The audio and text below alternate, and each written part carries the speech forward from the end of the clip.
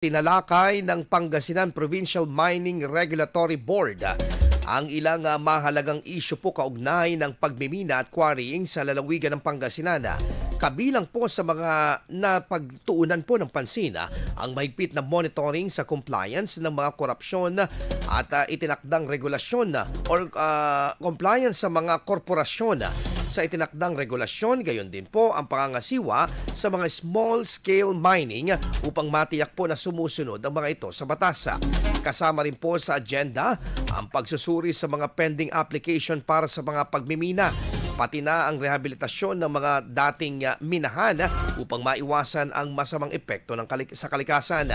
Iginit din ng board na ang operasyon ng pagmimina at quarrying ay may kaakibat na responsibilidad ayon sa batas at kinakailangang mabalanse ang pag-unlad ng